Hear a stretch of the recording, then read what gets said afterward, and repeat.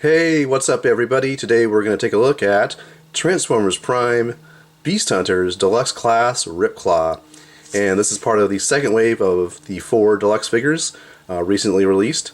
And of those 4, this was actually my least anticipated figure.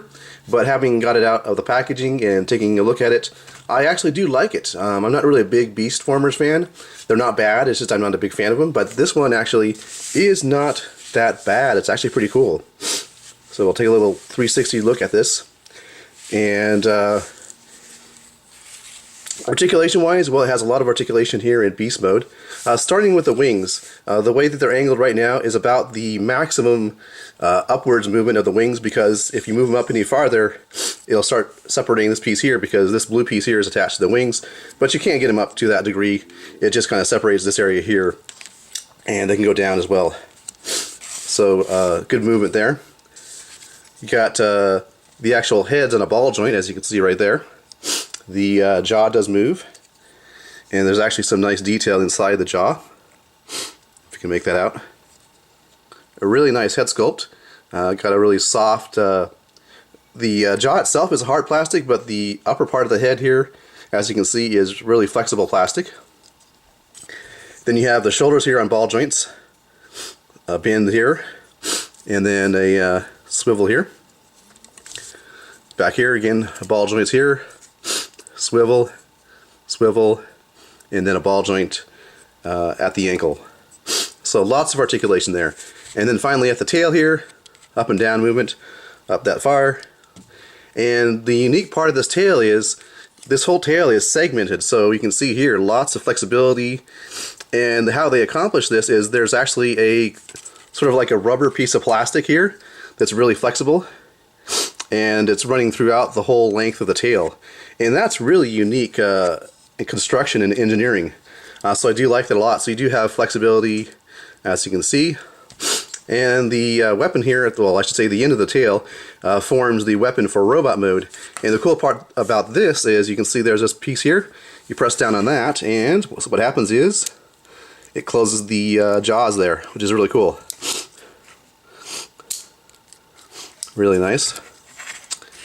So let's go ahead and transform this guy. First thing I'm going to do is I'm going to go ahead and take off the weapon here. It simply pegs into the back of the tail. And what's nice about this weapon is when you take it off the tail still looks complete. It doesn't look like it's missing something, as you can see right here. I mean, it still looks like a tail, and there's a tip to the tail as well. So that's a nice thing about that. So next thing, go ahead and what I'm going to do is I'm going to take this section here, these midsection right here, separate these out, get them out to the side like that. For the arms here, bring this piece back here, rotate this around,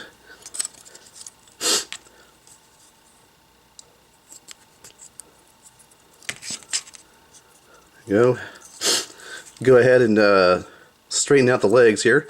And you want to take this piece of plastic here, which is slotted into right there for beast mode, and it goes down and slots in there for robot mode, and just straighten out the leg from there.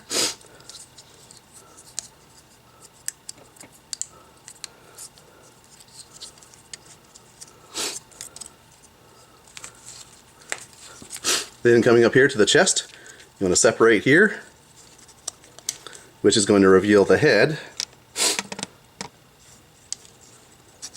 These go off to the side, and these form kind of shoulder armor for this robot mode, which is kind of cool. Looking back here, this whole section comes down, and the head folds up against the back like that. And the last part is in beast mode, the actual orientation of the torso is like this. So bring it up to complete the chest. And there you have robot mode for RipClaw. This is actually a pretty cool figure and a fun transformation. You know, one of the things I didn't really like about the previous Beast Transformers, like Beast Wars and so forth, is they were, I know for me they were a little bit difficult, but this one is actually a pretty simple transformation, and looks really good. Oops, this back here. So there we go, beast mode. Of course, he can hold his weapon. cool. I would imagine you can fit like maybe a Legends class figure in here and pretend you're like trapping him in RipClaw's pinchers there. It's cool. Posability is the same in robot mode. You got the ball joints here at the shoulders. The head, due to the fact that it's surrounded by this armor here, is not really posable. I mean, you can kind of get it to look up and down and around, but not too much. And we can take a look at the head sculpt there, which is really cool. Then you have a bend at the elbow, swivel at the wrist here. No waist articulation, but you do have ball joints in the hips, bend at the knees, and ball jointed ankles.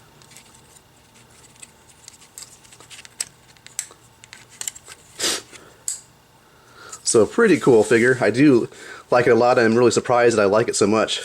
So let's take a look at the packaging here. One thing to note about the packaging, here is the packaging for RipClaw. It actually has a big bubble. As a comparison, I'll show you a packaging for Bulkhead here.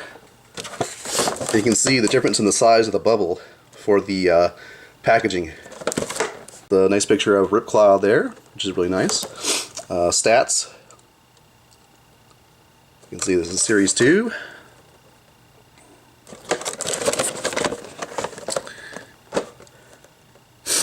And one more thing I want to show you is the instructions, and more to the point, the bio.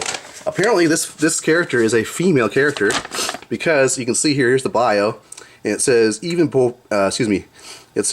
before she, and it goes on to say about her bio, but apparently this is a fembot, or female transformer.